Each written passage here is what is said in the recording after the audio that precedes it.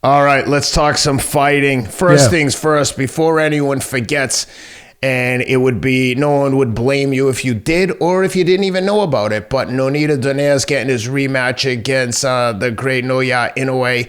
That fight is, I think, on Tuesday morning, maybe 3:30, 4:30 in the morning, something crazy. They're a little later than that, but yeah. Is it well, West Coast? No, you're not wrong. West Coast time, it probably would be. I think it starts East Coast time. The card starts about 5:30 in the morning. 5:30, 3:30 on a Tuesday morning. It might as well be 1 a.m. What's the difference? And then, well, I guess by the time he gets up into the ring, it'll be a little bit closer to breakfast. On a random Tuesday morning, they're going to put on a fight of this caliber. It's literally like, who's doing the scheduling? I don't know if they know, but there's a big audience in North America for boxing.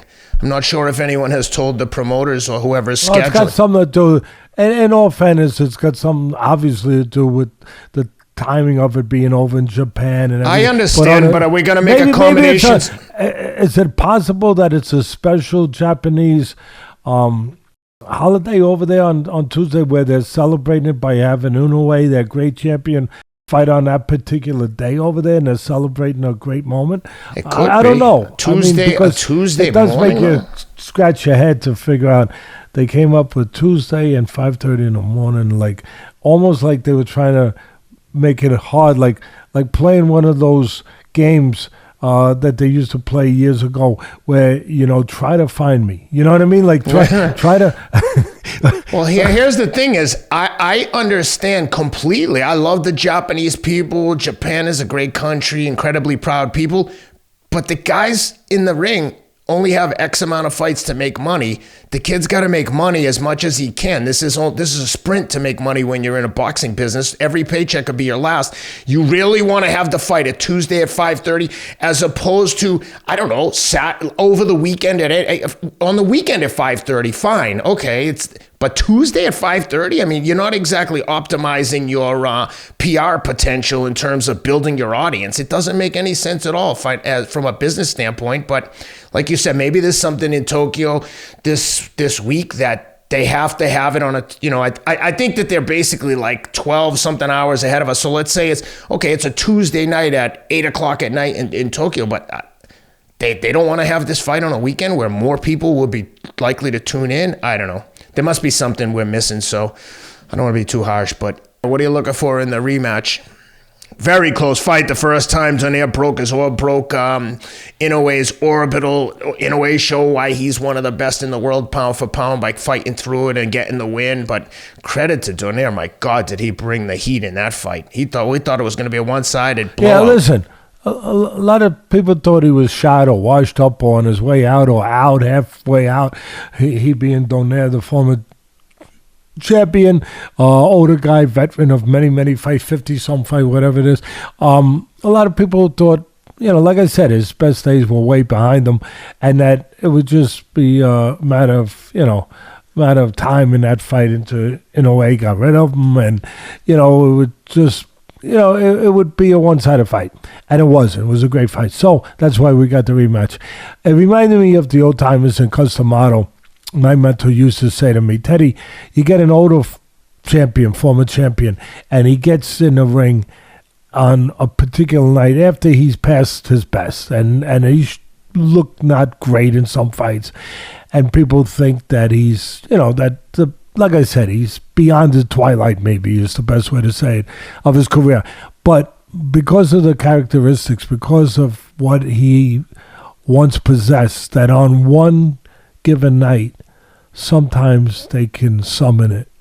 They can call to the gods of boxing, so to speak, and say, bring it back, kind of like Samson or Hercules on the steps when they're chained, and their powers were taken away.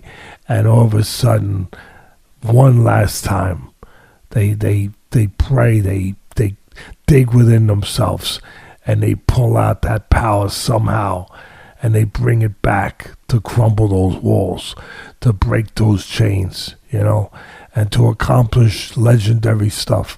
And he was able to do that. He was in there with such a great fighter, he couldn't win, but he made a great fight. And like I said, Cuss was right. Sometimes they can do that. These former great champions, but not too often. They might get one shot at it. And that might have been his one shot at it. And then it's gone. Then it's used up. Samson can't pull those walls down twice. And I think that might be the case here, because if you look at the history of boxing, Ken, and you look at examples of what I just talked about, where you got former world champions, former great fighters, if you will, that fight a great fight with the younger fighter the first time. And it's a great fight, but they lose. But it's a great fight. And then in the rematch, they don't come close to being able to duplicate that effort. Matter of fact, they usually get beaten badly. And for example, I got to give you examples. The great Alexis Arguello with Aaron Pryor, with the younger Aaron Pryor.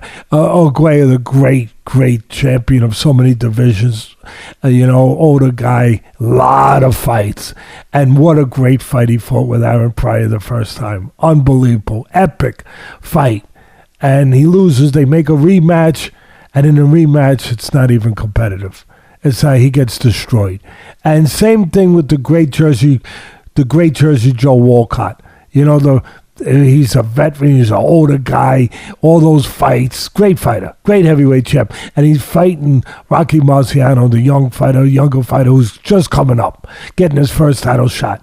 And it's a great fight. Matter of fact, Jersey Joe's winning going into the 13th round. The only way that Rocky Marciano can pull off the title is to knock him out. What's he do? He knocks him out. He finds a way to knock him out and goes on to retire as the only undefeated heavyweight champion in the history of this great sport. So, and then they fight the second time in a rematch. A lot of people think, okay, it'll be another great one, like we're hoping here with Donaire and Inoue. And was it a great one? No. He gets knocked out. Walcott now looks like the old fighter, like an old washed up fighter that doesn't have it no more, that almost knew that he couldn't duplicate that effort he did months earlier in the first fight with this young, this young bulldog, if you will, that he couldn't perform that way, that it wasn't in him. And he didn't. He gets knocked out in one round. So I would have to say, looking at the history of the sport and what prior rematches in these kinds of situations, with the older former champion and the younger fighter, after they lost the first time, they don't usually perform close to that first time performance in a rematch. So I don't know. I'm going to say that Inoue wins again, but it's not nearly as competitive as the first time.